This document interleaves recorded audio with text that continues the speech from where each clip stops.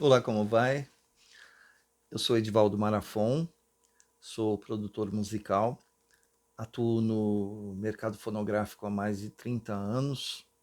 Algumas pessoas também me conhecem como pastor evangélico, mas é sempre bom distinguir, né, as duas funções. Eu, como pastor evangélico, eu sou vocacionado, pastoreio.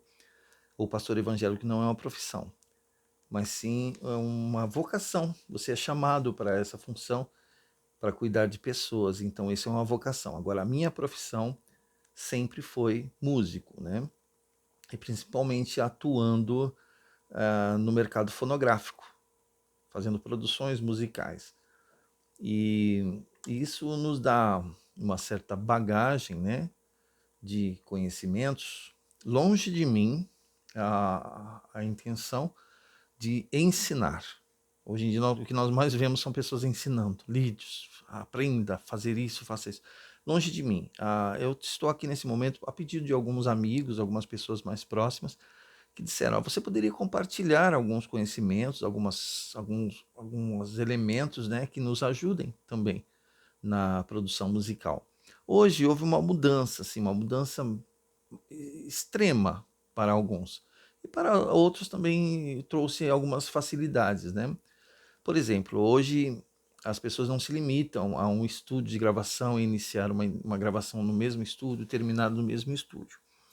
Outra possibilidade da atualidade é você contar com outros músicos também, você ter a participação de músicos até mesmo de outros países, né? Desde que você mande a sua sessão, essas pessoas gravam, mandam novamente para você, você importa numa sessão.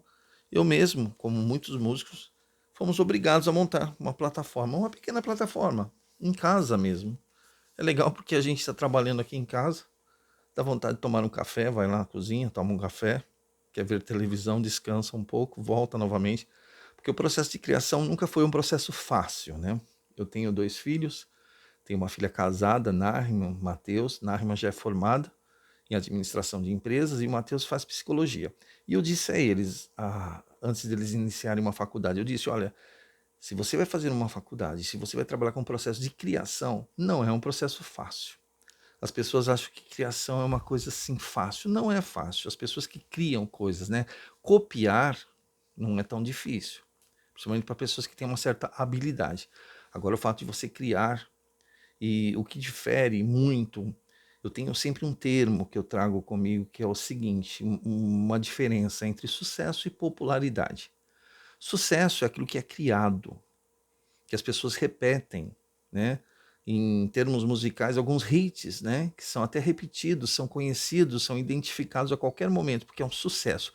Popularidade, vou dar um exemplo de como se vestir. Se você se veste como as pessoas do momento, você é popular. Se você fala como as pessoas do momento. Mas essa popularidade pode passar, pode ser um momento, como alguns estilos musicais que nós já vivenciamos aqui no próprio Brasil, né? E outros estilos não, que são sucessos, são raízes, né, profundas. Algumas regiões do nosso país que têm determinados estilos. E é interessante quando nós tratamos também na parte musical, como lidar com um cliente. Eu aprendi ao longo desses anos com pessoas maravilhosas que já atuavam na área fonográfica. Uma das coisas que me ensinaram foi o seguinte, um dos aprendizados que eu levo comigo até hoje. Quando você vai produzir alguém, vou dar um exemplo. Por exemplo, a pessoa mora num lugar bem longínquo e ele está no meio do mato. E ele tem o seu linguajar, a sua linguagem, mas assim, local. E às vezes nós tínhamos aquela tendência: não, eu vou transformar essa pessoa. Não, não, eu não tenho que transformar essa pessoa. Eu tenho que ler a silhueta dessa pessoa. Eu não posso tirar essa pessoa do habitat dela e transportar para um outro habitat e transformá-la isso. Então, o que eu tenho que fazer? Eu, como produtor musical, eu começava a analisar a pessoa dentro do seu estilo musical, dentro das suas características e trabalhava em cima daquilo para poder aperfeiçoar dentro da minha área, não transformando essas pessoas. Uma das minhas partes interessantes foi o seguinte: eu sempre atuei como músico, não como cantor. Existe uma tendência natural. Em pessoas que são cantores, quando vão produzir alguém, eles querem transformar o cantor como ele. Então, nas suas técnicas, os seus trejeitos, as suas melismas, a sua forma de interpretar. E isso não é muito conveniente, porque você tira a pessoa do seu habitat normal e transporta para um outro ambiente. Então, eu sempre trabalhei dessa forma, sabe? Uma forma simples, clara, objetiva, sentando junto com o cliente, entendendo qual a proposta musical dele, né? E eu vou dar um exemplo aqui também interessante. Eu fui procurado por um cliente, ele querendo regravar uma música, e essa música já existia com uma produção muito belíssima, feita com maestria, com qualidade. Ele disse: eu quero regravar essa música. Eu disse a ele o seguinte: esse é o papo dos arranjadores. Tem que ser igual ou melhor. A tendência é ser melhor, né? Mas o que acontece? Existem coisas que há pouco tempo eu ouvi mesmo de uma dupla sertaneja de muito sucesso. Não vou citar o nome, mas é de muito sucesso e como referências musicais. Eles disseram o seguinte: nós vamos regravar algumas de nossas músicas, alguns sucessos antigos, mas nós vamos conservar os arranjos. Nós só queremos captar a sonoridade atual, porque você percebe que há mudanças na sonoridade. Ou há um período que as músicas são mais agudas, há muito compressores na voz, então você percebe que a voz é aquela voz comprimida demais. E tem tendências, né? Nós vemos hoje que existem momentos também que é um absurdo de um grave, super absurdo, que você também só ouve contrabaixo e bumbo de bateria e não consegue ouvir os outros elementos. Então é muito comum, né, as pessoas quererem regravar músicas, mas eles não entendem qual a proposta mesmo inicial. E eu peguei essa música para fazer esse arranjo, né? É a música Soldado Ferido, é de um cantor evangélico chamado Júnior, né? E é uma música já conhecida, já regravado por alguns cantores. E essa encomenda me trouxe assim um desafio, né? Porque olha, eu quero essa música. Eu disse, então nós vamos trabalhar com elementos acústicos, né? E além dos elementos básicos que nós temos em uma base, né? A bateria, baixo, instrumentos de harmonia, teclados, né? Pianos, enfim, eu vou utilizar outros instrumentos, tais como cordas, metais, e para transcrever, né, com essa qualidade. Eu vou tocar um pedaço dessa música para que você possa entender alguns elementos que foram utilizados aqui. Ó, você ouve cordas,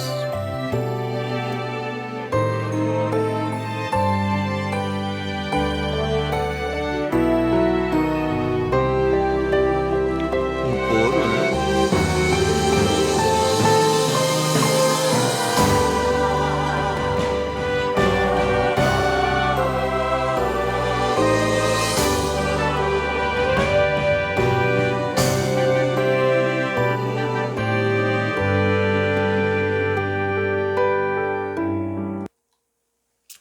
Não são todas as pessoas que conseguem, ouvindo um LR de uma música, né, que nós chamamos de LR, quando você ouve no seu aparelho de som duas caixas acústicas, que você consegue distinguir todos os instrumentos que estão envolvidos nesta música.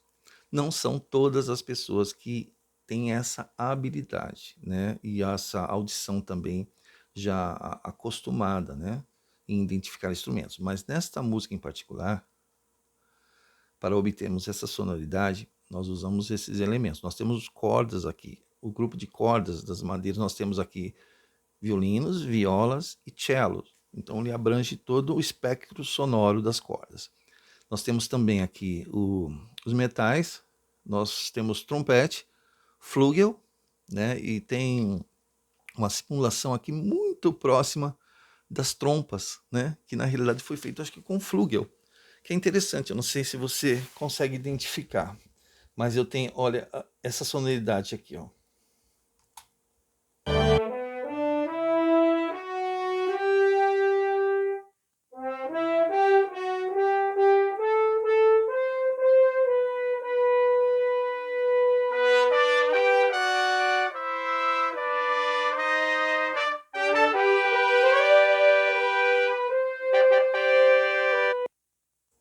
Deu para identificar? Você tem aqui flugel, né?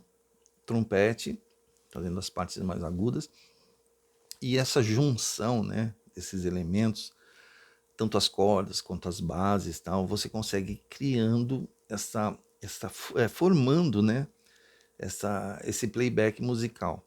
E é interessante, viu? Existem algumas coisas que são muito interessantes que nós aprendemos ao longo do tempo. Não é só o fato da prática, eu tenho muita prática nisso. E tem músicos excelentes, que nós até trabalhamos com eles, que são músicos que têm uma leitura muito fluente. Nós chamamos de leitura à prima vista. Então você coloca a parte na frente e ele sai lendo com muita facilidade. Mas nem sempre esses músicos são tão criativos. Quando os músicos conseguem desempenhar essas duas tarefas, nós aplaudimos, porque são músicos que desempenham um ótimo papel de leitura, em estúdio principalmente, e eles também em palco também realizam um trabalho magnífico. São poucos músicos que conseguem conciliar essas duas atividades e com excelência. Alguns querem levar todo o seu conceito de estúdio para o palco, que às vezes também algumas coisas não funcionam muito bem, e outros não têm performance musical em palco. Então, é muito importante isso. E existem músicos que até nem leem partitura, nem escrevem partitura. Eu não estou aqui para condenar. Porque o que acontece é o seguinte, eu sou um músico autodidata. Tudo que eu aprendi dentro dos estúdios, aprendi com amigos, aprendi em corredores de escolas. Então, são coisas que nós aprendemos e ao longo do tempo nós fomos aplicando e nós conseguimos obter um resultado melhor. Mas não é condicional isso. Existem pessoas que às vezes não leem uma nota musical, mas o resultado final do trabalho é excelente. Então vamos aplaudir essa pessoa, uma pessoa criativa. O que restringia muito um músico que não lia com um músico que lia é que quando você levava essas duas pessoas ao estúdio, era constrangedor. Porque as pessoas que tinham uma leitura fluente, eles gravavam rapidamente, enquanto que os outros músicos ficavam lá repetindo frase por frase. Isso era um pouco constrangedor. Até existia um termo na época, eu sou meio antiquado, hein? Que alguns músicos chamavam de segunda época. Para quem não sabe o que é segunda época, era a recuperação que as escolas faziam para os alunos que não eram tão bem nos estudos, né? Então no final do ano falavam, você vai fazer recuperação. É a segunda época, quer dizer, ficava para o final. As pessoas que poderiam ser promovidos e passar de ano direto, não, agora você vai ter que fazer uma recuperação. Então alguns músicos usavam esses termos assim, olha, segunda época, quer dizer que o músico não tinha essa habilidade, né? Então, são elementos, são condições, são coisas que acrescentam em uma produção, que vai nos ajudar a dar essa maior clareza nisso, né? Então, através desse vídeo aqui, são vídeos objetivos, né, curtos, eu gostaria de estar sempre passando para vocês alguma dica. E eu voltarei novamente numa ocasião oportuna, falando também sobre os elementos, e principalmente nessa música nós temos tantos elementos importantes. E que você possa nos acompanhar a cada momento que publicarmos um vídeo, um novo vídeo. São dicas, são coisas básicas, tá, que nós estamos passando aqui, mas para as pessoas que estão iniciando, talvez isso venha a calhar no momento. Um grande abraço para vocês, Deus abençoe a todos.